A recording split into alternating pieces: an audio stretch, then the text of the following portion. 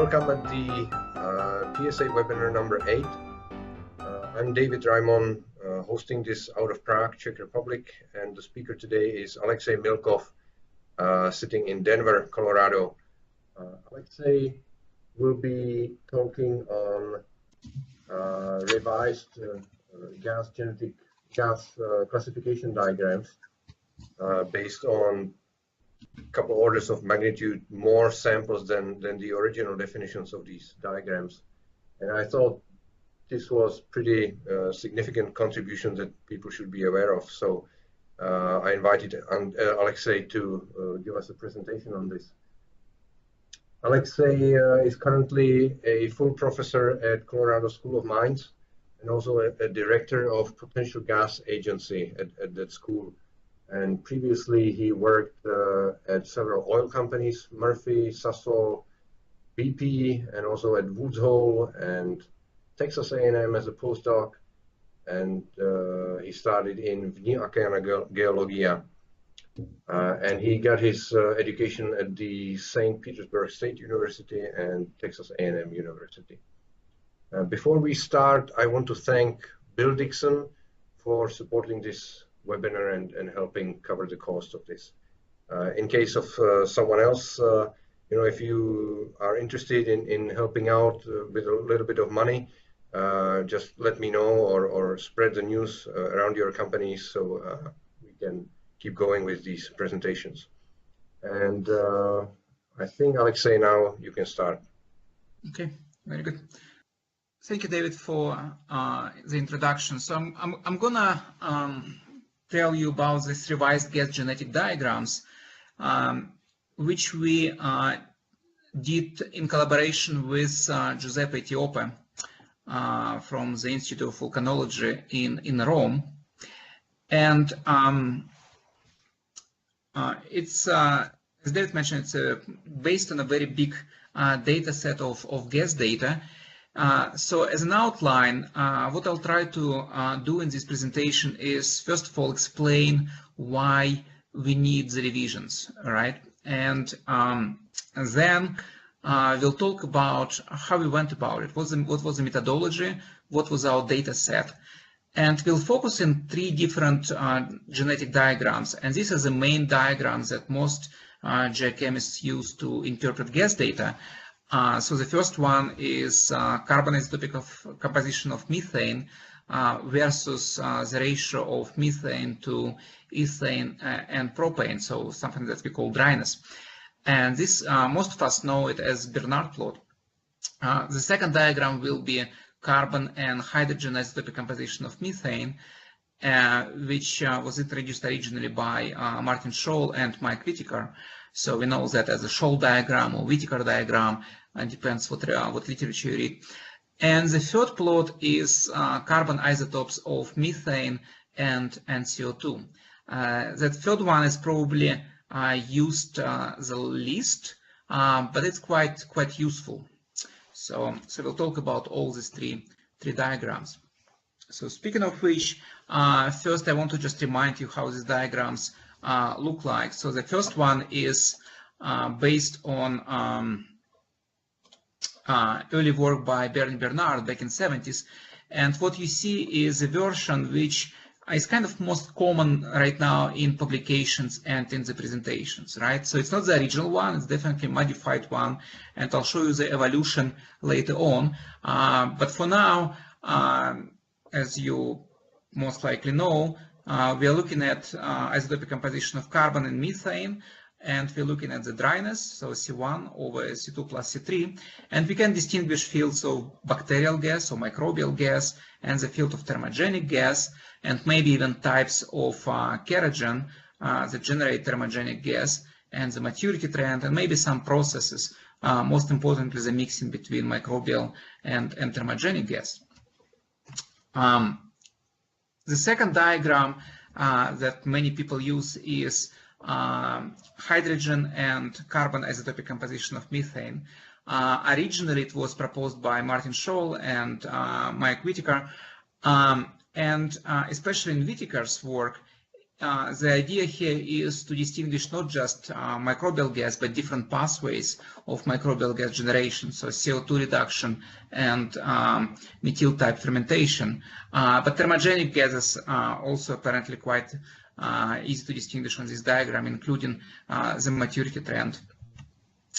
And then this third plot is carbon isotopes in CO2 and carbon isotope of methane. And original diagram was proposed by Schoell and Whiticar back in early 80s, and Katarbo was probably the most influential of putting this diagram out, and that's a version from one of his papers, recent papers. And again, we can distinguish microbial gas versus thermogenic gases, but also abiotic gases, and also see maturity trends and biodegradation trends. So people who work with gas data most likely use these diagrams and basically plot the data for their samples and see where they plot on these genetic fields, and that's how people judge the origin of natural gases, which is fine, except for one big thing. All these diagrams are first empirical, and second, they were published back in 70s and 80s. Right, and after that time, we have thousands and thousands of new data published on gases. So what I'm showing here is the number of gas samples published each year, and this is a time scale. So at present time, we see around 1,000 to 1,500 samples in the open every year, right? So about 87% of all gas data that we currently have in public domain were published after these genetic diagrams were proposed by Bernard and Schoell and Whiticar and Schoell and Whiticar. So that's why we decided to actually look at all the data that were published afterwards and see if the genetic diagrams and genetic fields that were proposed still hold, right? And since I'm doing this presentation, you can guess that the answer is no, we needed a revision. So, but before I'll show you the revised diagrams, let's just talk through the evolution of these genetic diagrams. And the first one we're going to talk about is carbon isotopic composition of methane versus dryness. So on the left, you see a plot from Bernard, and this was done in 1976. That's the original one. That's the first time, at least in literature, when I saw it. So what we are looking here is carbon isotopic composition of methane. You notice the scale is now from more positive values, so minus 40 on this side, to more negative, so minus 70 on this side, and this is the dryness. And they are plotting here 18 samples from the Gulf of Mexico seeps. Some of these seeps were associated with oil, and were also enriched in heavy isotopes, and were also enriched in enriched in heavy hydrocarbons like ethane and propane, and also methane was enriched in heavy isotopes. So they call this one petrogenic gas, mainly because it was associated with oil, right? So that's what we call now thermogenic gas. And then there was some gas in the seeps which was almost purely methane and very much depleted in C13 on methane side. So they call this gas biogenic. So that's something that we call now microbial. So this is the original diagram. And the point that I want to make is that it's only 18 samples, right?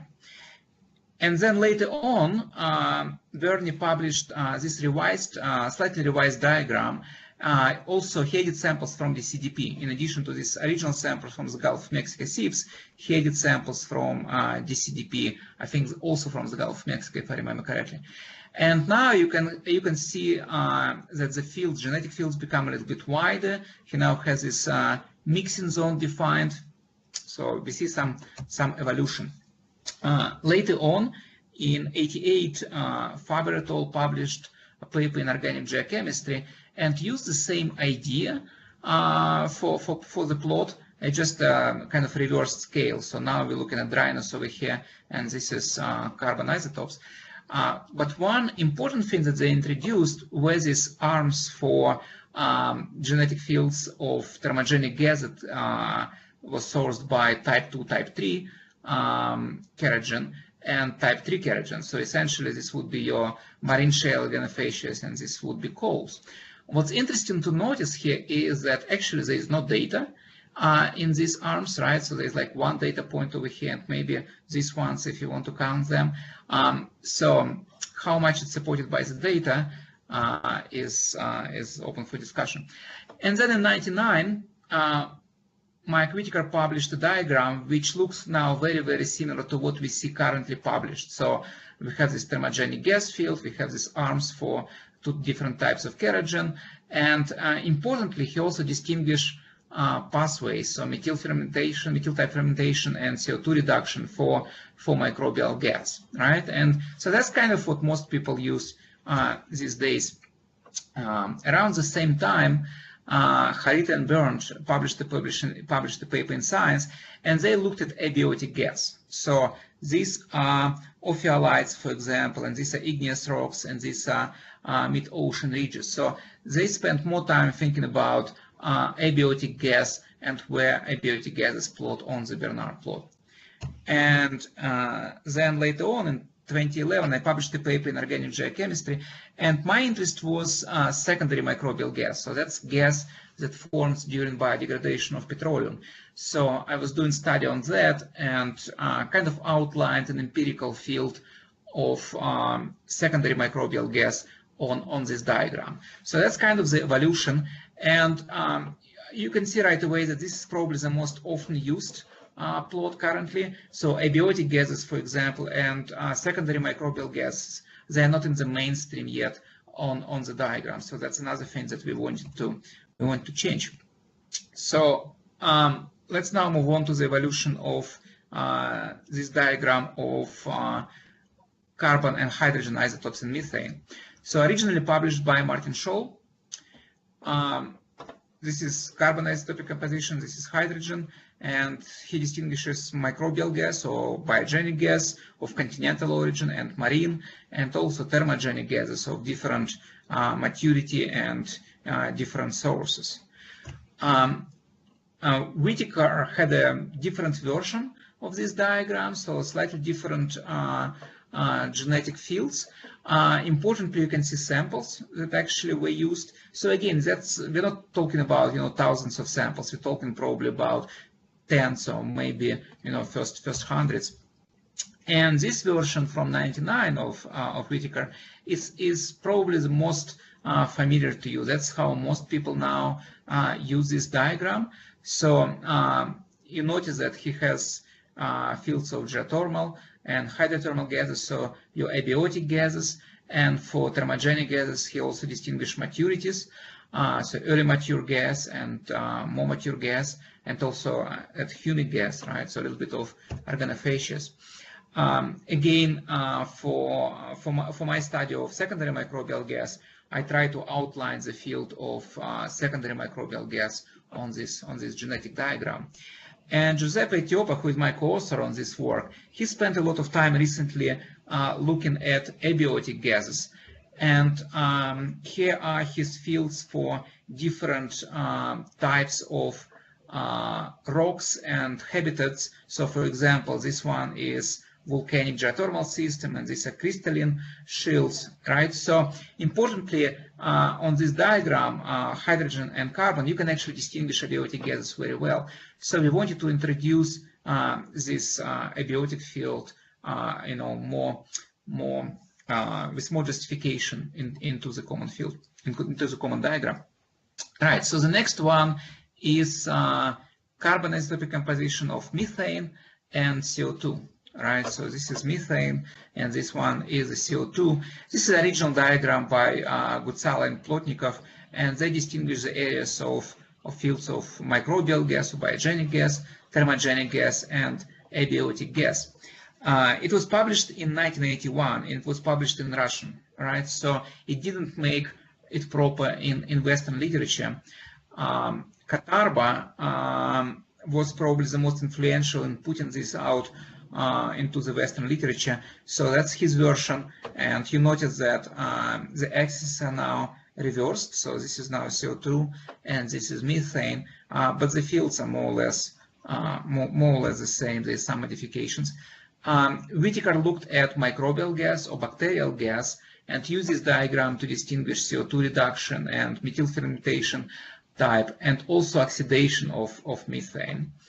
Right, and again, I looked at this diagram for secondary microbial gas because I found that this diagram is actually most useful for identification of secondary microbial gas, because secondary microbial gas very often has CO2 highly enriched in heavy isotope C13 with delta C13 values up to plus 32 at that time, and after that I've seen values up to plus 36. So it's definitely a good plot to see secondary microbial gas.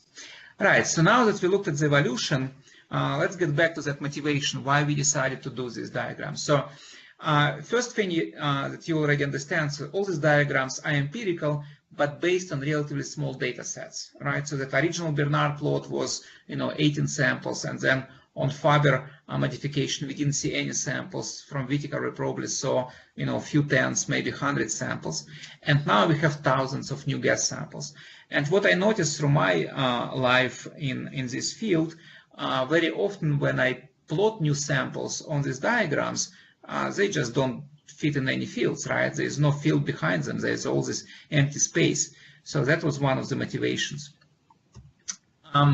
We also already talked about the secondary microbial gas, which is a new type of gas, which not many people still recognize, and not many people still use and look for.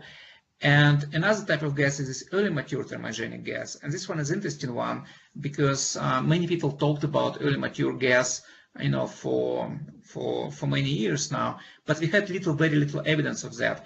But now with shale gas exploration and drilling through shale gas and looking at data from shale gas, we see more and more evidence of that early mature gas. So we felt it's important to actually formally introduce this gas in the diagram, and also abiotic gases. So we kind of know how to recognize abiotic gases, but we wanted to have them on all the diagrams proper and with justification.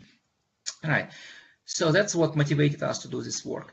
So how we did this work? The first step was to sample a global data set of gas samples, because this one is, these diagrams are all empirical, so it's all about data. So we wanted to have as much data as possible, and we collected about more than 600 published papers and reports, and also we introduced all the databases, publicly available databases from the government. So USGS has a very large database, Australia has a very large database, UK recently put out a lot of data in the open space, Norway has a good website. You have to mine the data, but it's possible to do, and Netherlands actually has a good site with just a spreadsheet of data. So these were kind of readily available data sets from the government. Right, and then we interpreted individual samples, and in our interpretation we used not just geochemical information but also geological information. So we wanted to have a holistic interpretation, right, integrated interpretation. And what I mean by that, for example, if we had a sample from let's say some kind of geothermal system, and there was no sediments in that system, there was no source rock, it was probably all abiotic gas, and if geochemical data were kind of consistent with that, that's how we assign the origin. Or you look at microbial gas, you look at the gas and it's all pure methane, and isotopes of carbon is -80 for methane, right? And there is no C4, no C5, no butanes, no pentanes, and there is no source rock in the basin, right? So you probably can reliably say that it's primary microbial gas. So we went sample by sample and just basically assigned origin to gas samples. We couldn't assign origin to all of them, right? So we focused on what we called, pure or end member. It's not true, right? It's never pure. There's always some kind of a mixture going on, but that's kind of, you have to make a call at some point. And then we plotted these gases on the diagrams and basically outlined empirical boundaries of the genetic fields. So the approach is exactly the same as what Bernie Bernard did, for example, for his plot back in 1976, right, with just a much larger data set. How large? That's how large. So we have more than 20,000 samples, and that was as of published in the paper, right? So in the paper, that's how much we actually looked at.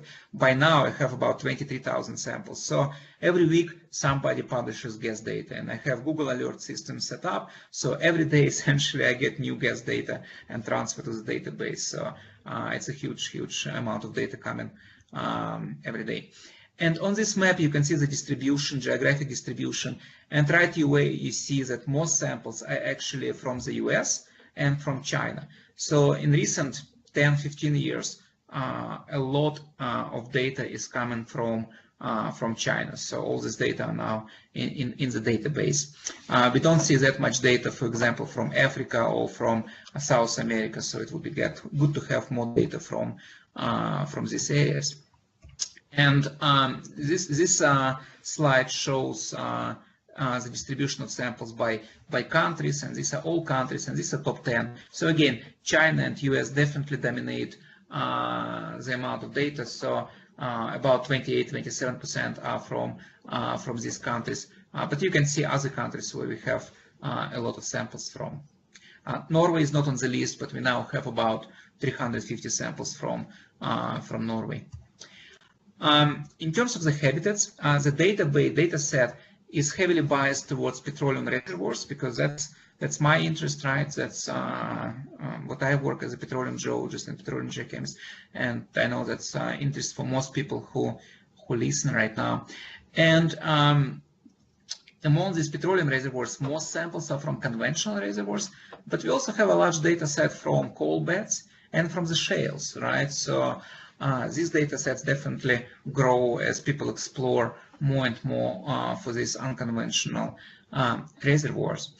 And we also have less samples, but very important samples from such habitats as serpentization seeps, for example, or marine sediments. And these samples help us to define microbial gases, abiotic gases, and the processes, right? Because you can imagine that in conventional reservoirs, almost everything is thermogenic, right? So about 90% of all samples will be thermogenic. So these other habitats definitely help. In terms of the depths of the gas samples, we have a lot of samples from the surface, so about 1,500, 1,400 samples. And these are the seeps, right? So these are mud volcanoes, seeps at the seafloor, maybe some surface expressions of gas hydrates, as we often see in the Gulf of Mexico. And the most samples are less than 4,000 meters, less than 4 kilometers depth. But we have some very deep samples, especially from Sichuan Basin and Tarim Basin. We have samples all the way to about 8,600 meters, 8,700 meters, right, in the Tarim Basin. So there are some deep samples. You don't see them on this plot because the number is very small. So this is just few, 3, 4, 5 samples for each depth interval. So that's why they're not even registered on this plot, but they're there. Right.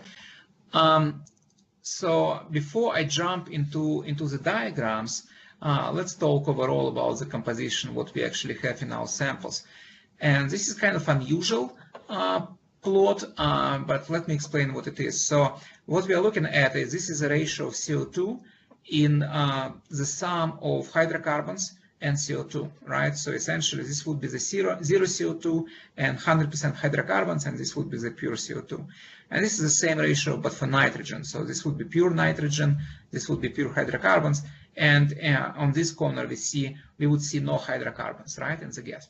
So, and in red, I'm highlighting all the conventional reservoirs. So right away you can see that in conventional reservoirs, most gases have a large amount of hydrocarbon gases, completely expected, right? But we do have some conventional reservoirs with zero hydrocarbons, right? Mostly nitrogen or CO2.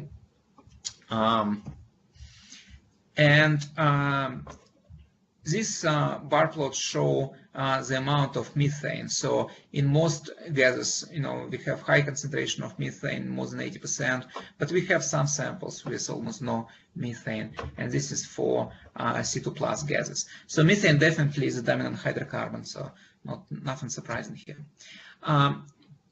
This plot shows the statistics on the parameters that actually went into the genetic diagrams, right? So this is dryness, this is carbon and methane, this is this is hydrogen isotopes in methane, and this is carbon isotopes in CO2.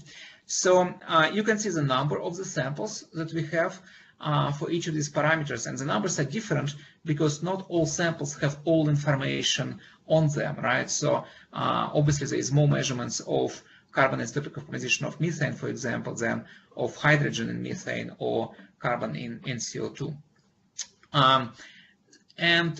We do present minimum and maximum values to give you a sense for a range. So for example, it's interesting to see the range for carbon isotopes in methane, right? So it's from -110 to +45. There are some samples with -120. They didn't make it to the database because they're basically in abstracts, right? There's nothing in peer-reviewed literature on these values, but they do exist. You notice that we don't present the mean values or average values for the reason that these values would be completely meaningless, right? So because most samples are from China and from US, right? So whatever mean values will be kind of biased towards that. So if you want to kind of think about what might be the average gas composition in the world, right, you actually have to normalize everything to the volumes, and this is just samples published, right? So there is no normalization in this plot, but it's still interesting to see that distribution. So let's get back to our genetic diagrams and just to solidify that motivation. So what we are looking here is Bernard plot, so carbon in methane and dryness. And now we have these genetic diagrams from Bernard, and you see all the samples that we actually have in open black dots. And right away, you see the problem, right? So many of these gases plot outside of these original genetic fields. So clearly we need to, fill in the blanks and fill in the gaps and identify what these gases are. And the second diagram shows the problem with this type 2, type 3 arms from Faber. So remember that in the original diagrams there was actually no data or not much data to justify these fields. So now if we look at shale gas, for example, and these are red dots, right? So which would be essentially type 2, right? So you can see right away that not all shale gases plot in this arm, right? The picture is much more complex. And type 3 would be essentially coal. And again, you see that many CBM gases plot outside of this one. So the origin of CBM, it's not only just thermogenic, right? And when it's thermogenic, it's not necessarily just in this arm. It's there are many samples in this one, and there are lots of mixing going on. So it's not that simple, right? So that's why it's not surprising that when people plot gases and they don't fit into this, they start making this different mixing models and so on and so forth, so mixing interpretations rather, which is not necessarily the case. All right, so what we did to revise, like I said, we went and looked at as many samples as possible and determined the origin of these samples from a holistic perspective, meaning we looked at geology and geochemistry together. So on this plot, you see about 6,000 samples with interpreted origin. And we went after end member or pure origin. Again, nothing is pure, right? All gases are mixtures of some degree, but kind of, the dominant component. And you can see these categories of our interpretation. So for example, all these violet samples, we kind of were confident that, it's probably abiotic gases, and these ones, blue, are probably microbial gas from CO2 reduction and so on and so forth. But again, remember that many gases are mixtures, and many gases are also affected by post-generation processes. When it was very obvious for us, we didn't even put the interpretation, right? So we just basically left them as mixtures. So that's why you see a lot of these non-interpreted dots on these diagrams, because we just couldn't decide. All right. And then what we did, we basically looked at our interpreted gases and, drew genetic fields around them. And that's the end product. That's our revised genetic diagram that, used to be known as Bernard plot. So it's very different from that Bernard plot, right? So probably the thing that, stayed the same is this primary microbial gas from CO2 reduction and from methyl fermentation, but thermogenic field is very, very different, right? So it's not just a box over here. It's actually a much wider field. And you can see that we have early mature thermogenic gas, and we have late mature thermogenic gas, and we have this mid-mature or oil-associated, for the lack of a better term, thermogenic gas. So it's a much wider field. And I'll come back to this early mature thermogenic gas because it's something new and we need to talk about that. You also see a new field of secondary microbial gas, right? So that's a gas from biodegraded petroleum. And you also see this very wide field of abiotic gas. Another thing to notice right away is the overlap. There's a lot of overlap on this diagram, which means that you have to use more data, more diagrams, and you have to use geology, right? It's not as simple as just plotting a sample, over here and thinking, oh, this one is going to be thermogenic. Well, it can be also secondary microbial, it can be also abiotic. So you have to think geology and think other data. And on this plot, so the same plot now, but we're showing different processes that might be going on with the gases. So you used to see in that mixing line between microbial gas and thermogenic gas, but we added some more. So maturity, for example, which is different from what most people used to see in biodegradation process, right? TSR, thermochemical sulfate reduction. So we played with that and added these things also. I already mentioned this secondary microbial gas several times, so I better define formally what I mean by that because it's still a relatively new term. It's still not in the vocabulary of most people. So what I have here is a diagram from a paper that I published recently dedicated to secondary microbial gas. And the idea is that when we have generation of methane from this dispersed complex organic matter, right, at shallow depths in relatively recently deposited shales, that's what we have, what we call primary microbial gas, and that's what used to be known as just microbial gas or biogenic gas or bacterial gas.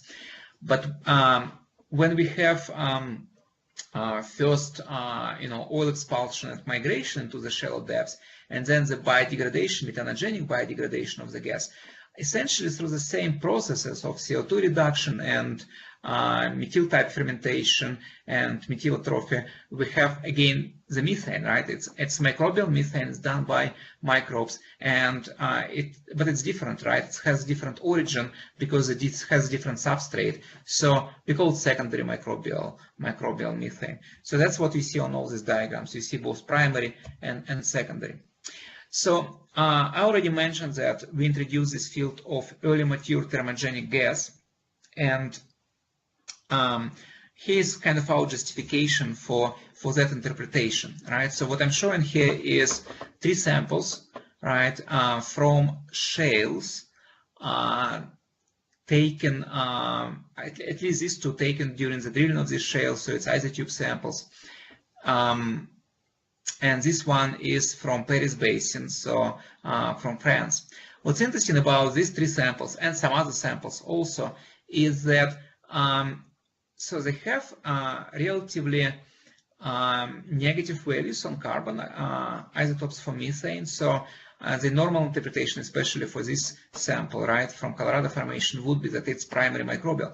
But these gases do contain significant amount of ethane and propane, and this gas, for example, even has some butane, and these amounts are significant enough to measure isotopic composition on them. And when you plot isotopic composition, they actually show approximately the straight line, which, if we believe chunk interpretation, is that that's one source, right? And because the concentration of C2 and C3 is relatively high, and because we also have this butane, which is which has not been produced by known microbes, so it's probably has thermogenic origin. And because it's coming from the shale, from the shales, which are in early mature window, right? So that's why we, based on all these different lines of justification, we interpreted these gases as early mature thermogenic. We also have some reservoir gases in this field. If I remember correctly, this one is from a reservoir, which actually has, it's a condensate reservoir, and the condensate is very, very early mature. So that's would be another evidence for early mature origin of this gas. You notice that there are not that many samples here. Most gases, most thermogenic gases are clearly mature, late mature or kind of oil-associated mid-mature gases. So this is still not too many samples. And the reason for that is the volumes of thermogenic gas, early mature thermogenic gas, are relatively small. So usually we don't have them in accumulations. But when we drill through the shales and take, shale gas, not produce shale gas, but like isotopes, for example, in these shales, and these shales are at temperatures about, 90 degrees, 80 degrees, 100 degrees. So you can actually make inferences that it's early mature thermogenic. So let's move on. This plot shows carbon and hydrogen isotopes in methane, and again the same idea, right? So you see genetic fields from Whiticar, and you see that many samples in our data sets just plot outside of this genetic field. So we need to revise this diagram, and we use the same approach when sample by sample assigned origin, and you can see the origins here by all this color-coded samples. And this is our revision for the diagram, right? So what's different here is this large field of abiotic gases, right? And obviously the configuration of all other fields is also different. There is a lot of overlap between, for example, early mature thermogenic gas and different types of primary microbial gas. So and also secondary microbial gas. So it's not as simple as 3 different fields and that's about it. There is much more complex picture. But what's nice is that abiotic gases can reliably be identified from this plot. And again, here we're showing different processes that can affect gases post generation, like biodegradation or mixing or oxidation, and so on and so forth. And the next plot is carbon in methane and in CO2. Same idea, right? So we are plotting here all our samples from our data set, and we're plotting these accepted genetic fields. And again, you can see right away that many samples plot outside of these genetic fields, which means revised. And we went sample by sample, looked at the origin, and here's our revised diagram in that space. Right, so for this diagram, what's important is that, as I mentioned before, it's very useful for identification of secondary microbial gas, which would have CO2 highly enriched in heavy isotope C13, so values above +2. We did find some primary microbial gases with such values and some very, very late mature thermogenic gases with these values. But when you also looked at carbon in methane, right, you can distinguish secondary microbial gas quite well. And again, there is a lot of overlap for values that are less than 0 for CO2 isotopes. And here's our interpretation of the processes that affect the gases.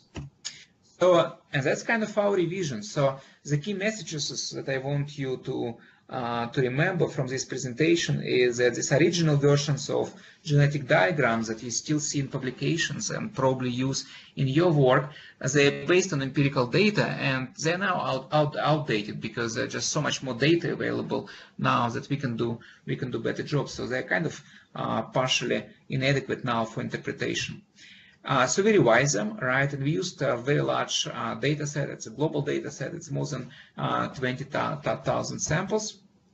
And importantly, we placed these previously less recognized gases like early mature gas, early mature thermogenic gas, secondary microbial gas, and also abiotic gas on all these genetic diagrams, which made them more complex and more messy. You see a lot of overlap of different fields, but that's how the world is now, right? It's more complex now. It's not as simple as here's a box for microbial gas and here's a box for thermogenic gas, right? It's probably more complex than that. Especially because many gases are mixtures, right? So you have to use a lot of holistic interpretation, meaning you have to integrate your molecular and isotopic data for gases with geology. And even on gases, we talked only about 4 parameters, but obviously we can use more, right? There's carbon isotopes in C2+ gases, there's hydrogen isotopes in C2+ gases. There's more components in the gas, nitrogen, for example, there's noble gases, so we can do much more. So even on geochemistry, we just scratch the surface right now with this large data set, but geology is still the key for reliable gas interpretation. Right. So as I mentioned before, we actually published the paper on that. So if you want to read more about these revised diagrams, or you want to get them and use them as templates, I give you a reference and I give you a link to the article. And if you don't have access, just send me an email and I'll send you the PDF. Right, so I talked about gases, but I thought I would also inform you that I teach a much more comprehensive course on petroleum fluids, including gases, but also oils and source rocks in ENP projects. It's a 3-day class, lots of exercises, and we do work, all the way from exploration to environmental remediation and do exercises and all these things. I teach it in-house, so if you want to do it in-house, you just need to contact me. And it's also available publicly through Subsurface Consultants Associates, and here's a link for you. And people really like this class because it's very practical, right? So I'm doing geochemistry from a very practical perspective and what actually works, right? So people really like it and do a lot of application right afterwards. So that was kind of my last slide. So I'll be happy to answer questions or comments. You're always welcome to visit me in Colorado. So that's where I live now, in Golden. If you cannot come, just send me an email and we can have a conversation. I can send you a PDF of this paper or whatever. So thank you very much, and I'll take your questions. Thank you, Alexei. And are there any questions from the audience?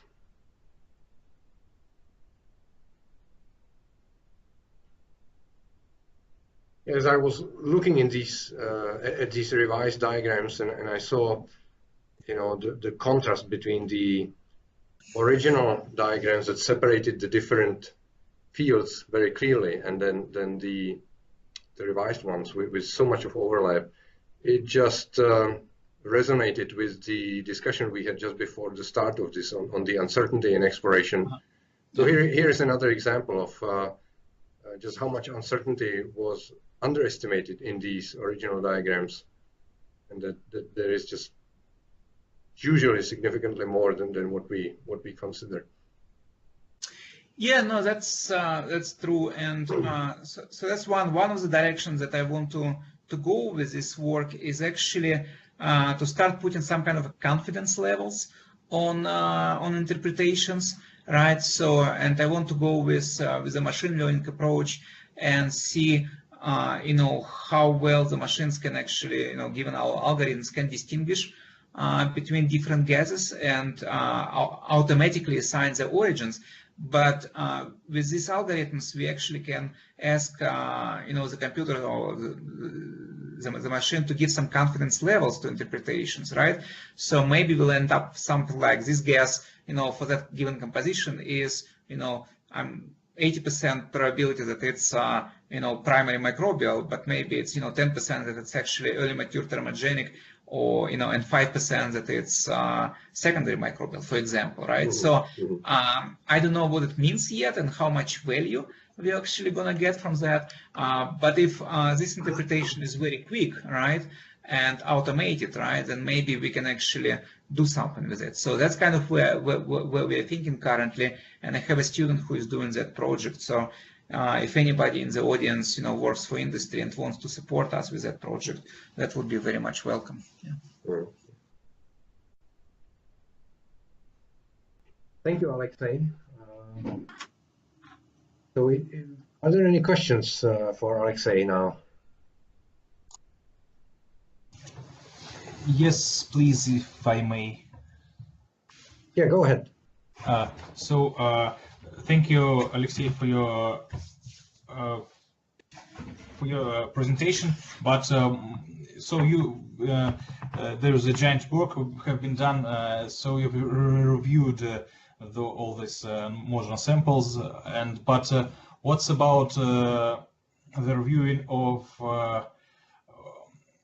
the temperatures of the primary microbial gas generation, because there are also some overlaps and some controversial theories of what's the temperature range of the primary microbial gas generation. Is there any update or your maybe opinion on what are the ranges? Thank you. Yeah, so I do watch the space, so I'm kind of watching what people think, and so where I stand, what my opinion on this is. So the maximum temperature for microbial gas, primary microbial gas generation, is probably about 80 and 90 degrees C, right? That's what most people think, and I think that's kind of, that still stands based on, for example, on laboratory experiments. The optimal temperature is probably about 35, 45 degrees C. I think that's where we see that the peak of generation of primary microbial gas, again confirmed by laboratory experiments. Now, with microbial gas, what's important to remember is two things, right? First one is that it's the rates, and that's the amount of generated gas. So maybe we can have some primary microbial gas generation at high temperatures, let's say 100 degrees. The question is how much? That's one thing. Second thing is, when you think in terms of geology, right, we do see primary microbial gas at much higher temperatures, right? That's fine, but it's not necessarily that that gas actually forms there. That gas could actually form at early temperatures, and then during the burial, these accumulations could be buried down and to their temperature. So you have to separate, the temperature of microbial gas reservoirs versus the temperature where this microbial gas was generated. For this specific study, right, why we introduce early mature thermogenic gas rather than microbial gas. So it all goes back to propane and maybe butane and pentane. So as soon as you see butane and pentane, right, it's probably not primary microbial gas. You probably have thermogenic gas, right? If you don't see it, right, it's probably microbial gas. So that was one of our criteria, right? So we only used primary microbial gas identification or assignment for samples when we don't see any C4 or C5. As soon as we see C4, C5, for us it was an indication that actually it might be the thermogenic processes are going on. So, and that goes back to laboratory studies, right? So to my knowledge, there are no lab experiments where butane and pentane is produced by microbes. So I know of some minor propane, I know ethane, right, is microbes do that, right, but not C4, C5. So that's kind of, that was our logic, and that's where we stand.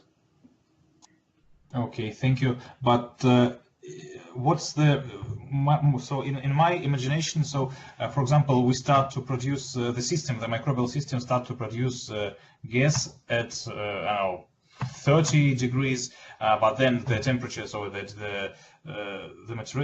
the temperature due to subsidence maybe increase, and the rate is maximum at 30, as you said, 35-45 degrees. But then what's my second question? So at what temperatures the microbial system starts to produce the gas, and if it is killed, can it be reborn, or if it's killed, so it's forever and so on?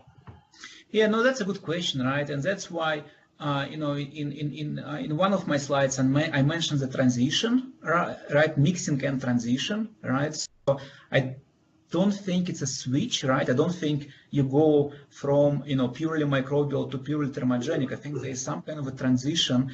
And if you think of shales, right?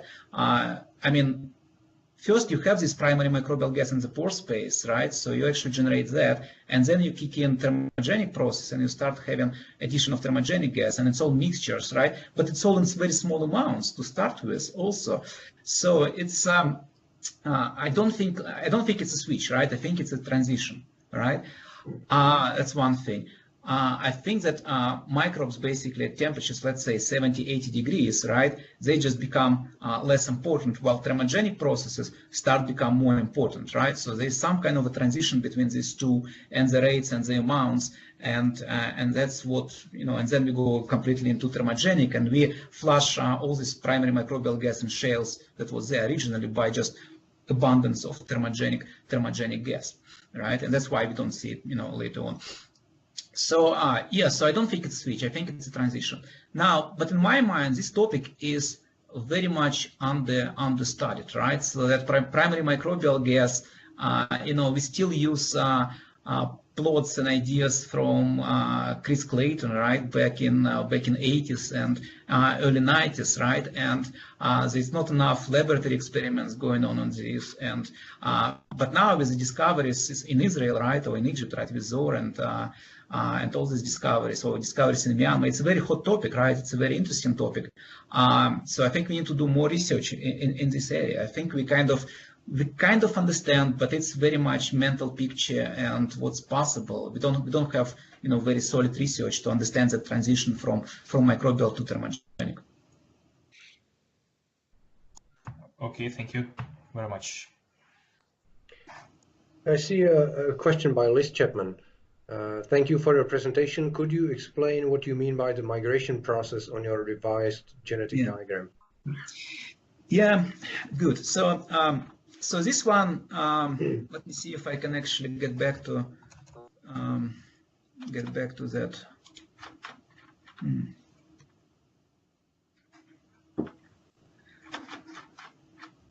Right. So yeah. Right. So this one, so migration, right, on original Bernard plot, carbon isotopic composition of methane versus dryness. So this was a debate with Giuseppe for me personally. By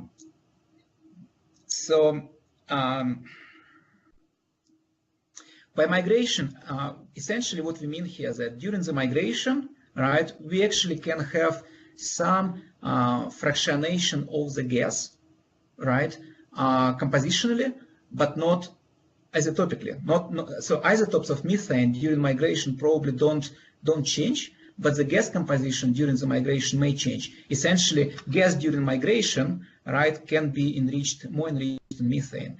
And the argument for that comes from the seeps, right? And there are very, very few cases when we can actually compare the subsurface accumulation and reliably connect it back to the seep, right, and compare these two compositions. Now, my counter argument for this error is that when we actually have enrichment of methane during the migration, it may be not because methane is lighter and migrates faster, right, as would be, you know, migration effect. But maybe because there's biodegradation in shell section, so we actually remove C2 and C3 during biodegradation, and also because there's secondary microbial gas, we actually add methane to this one. So my understanding that in most seeps, right, that we see at the surface, they are more enriched in methane because of biodegradation and addition of secondary microbial gas rather than because of migration effect. So Giuseppe's argument is that during the migration, C1 should migrate faster than other hydrocarbons because it's smaller and light. So, and we left this one because it was in the original plots. If you remember back to Whiticar 99, right? So that migration was kind of there. So we left it there. But to be honest, we had a debate about this, and yeah, I'll leave it at here. Yeah. So I have a question. So when you look at each of these plots, you see a lot of overlap between those fields. Yep.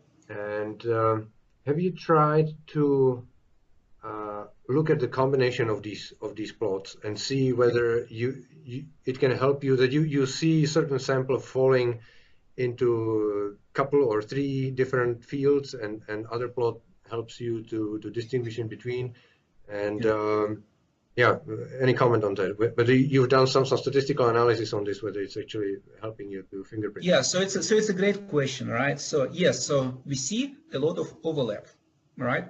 So, and the answer to your question is, as soon as your samples plot in the areas of overlap, right, you have to use other data, right? So basically, just looking at isotopic composition of methane and dryness, right? And if you have a sample in this area, right, where a lot of things are actually overlapping, all right, so you basically cannot say what your sample is. You have to now use some other diagrams, and you also have to use your geological context. So let's go back to this area, right, where we have thermogenic gas, kind of mid-mature, and abiotic and secondary microbial, all potentially overlapping, right? There are lots of samples actually in this area, right? And also many people, when they see sample in this area, they interpret that as a mixture between primary microbial and thermogenic, right? So there are basically four different ways to interpret gases in this area. So how do we know? So first thing is, okay, can it be secondary microbial? So that's where CO2 isotope, carbon isotope and CO2 becomes very useful, right? Because if it's +2, right, it probably would be secondary microbial. So you can use that diagram. Can be abiotic. That's where hydrogen isotopes for methane become very useful, because on that diagram, abiotic gases actually take a special place, right? So you have to use that second diagram. And of course, you need to look at your setting. If your gas comes from biodegraded oil accumulation, right, in the shallow section, it probably has significant contribution of secondary microbial gas. So that's exactly the point, right? The diagrams are not as simple as they used to be, right? There's a lot of overlap in them because the gases, and when you look at a huge data set, right, the gases are all many of them are mixtures, right? There are different processes. So the world is not as simple as people thought about it back in the 80s. So that's why we see a lot of overlap in this diagram. Are they still useful? Of course they are still useful, right? We still can use them to define origin of gas, but we have to use more than one, right? We have to use at least these three, right? We also have to use other diagrams because, look, I didn't talk even about isotopic composition of ethane, right? Or I didn't talk about, all the hydrogen isotopes in all different gases. I didn't talk about isotopes of nitrogen. I didn't talk about noble gas. So you have to use all that information, and you have to use geological setting, right? Only then you can have a reliable interpretation. So that's a very good question, and thank you very much for that, because my message for you guys is the world is more complex, right? Don't use just one diagram, use all of them, use other data, use geology, right? So that's the first part of my question. Now, the second part is, because you asked about statistics, right? So right now I'm showing you where we are currently, but the data set right now is about, I'm getting close to 1 million entries, right, on all different gases. So we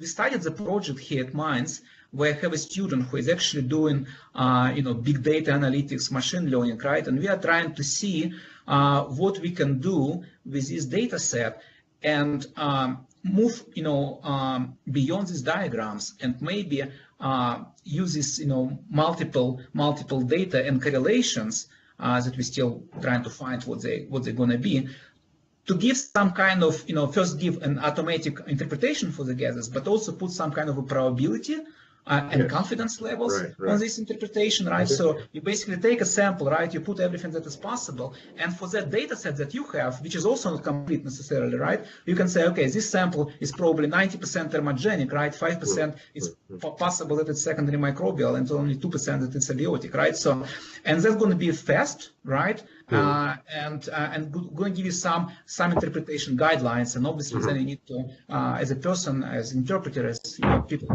person with experience, you need to look into that. So we're working on that, right? So we have that machine learning project running on this data set.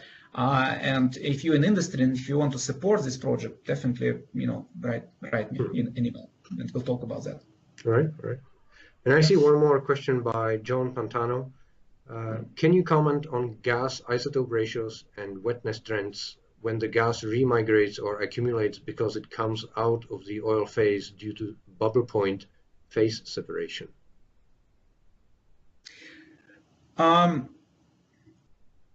So it's a very specific question to some problems that you're working on, I guess. So I don't have, you know, I don't have a question. I don't have a comment on this because it's to me there's some general kind of global things and there are some specific cases, and this question to me it's kind of a specific case where we need to look into that, you know, possibility of gas fractionation during migration, right? But also I suspect there might be some other processes, some other explanation for that case. So for that type of question I would prefer to actually look at the data, right, and complete data set of geology and geochemistry to explain why gases might be different. Is it migration or is it a mixing, right? Maybe there is another source rock working and contributing to accumulation, and you know, maybe there is a microbial gas that was pre-existing before the oil accumulation moved into that phase. So all fields are different, all stories are different, and for that specific question, I don't have a general answer. Mm-hmm. Okay. So, any more questions for Alexei?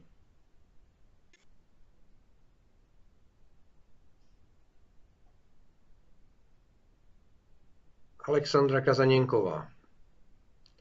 One more. Can you speak up, Alexandra? Oh, here it is in written. Did all petroleum provinces go through primary microbial gas stage? What do you think? No, that's a good question. Yes, I would think so, right? Because think about the requirements for primary microbial gas generation, right? So you have to have some TOC, you have to have microbes, you have to have low temperature, right? So all sediments do go through that, right? Now the question is why in some basins we have, you know, more of that primary microbial gas, and in some basins we have less of that primary microbial gas, right? So and that's a question about the control on primary microbial gas. So I would encourage you to think in two different directions. So when you drill a dry hole, right, and I don't know about you guys, but dry holes are very useful for me. I learn a lot from them. So when you drill a dry hole, right, you have gas in your well all the way, you know, as soon as you start taking your isotube samples, there is gas, right, and there is a primary microbial gas, and it's in every well, in every basin, right? There's no such well that doesn't have some gas in the pore space, and if you look at isotopes, that gas is primary microbial, right? So we have direct evidence that all basins go through that, right? And when you drill a very deep dry hole, right, you actually see natural transition between microbial gas and then early mature thermogenic gas and then thermogenic gas without any source rock influence, right? Because you have this dispersed organic matter in the sedimentary section that actually generates some amount of gas sufficient for you to see in isotopes, but in isotubes, but not sufficient to generate accumulations, right? So I think the answer is yes, and we have evidence of that. The question is why in some accumulations we have more, in some basins we have more primary microbial gas. For me, two key things are interbedded shale and sand system, right? So the more of that you have, right, kind of thin shale, thin sand, thin shale, thin sand, that system becomes very efficient, right? Because microbes probably eat most of that organic matter in shales, and then that gas can quickly escape into the nearby sands, right? It doesn't have to go through a fixed section of shale.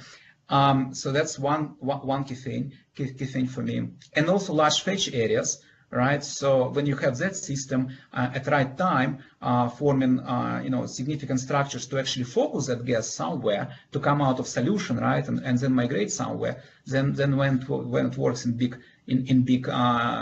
way, and thinking back of accumulations of offshore Israel, right, when you have this myosin, sand shale.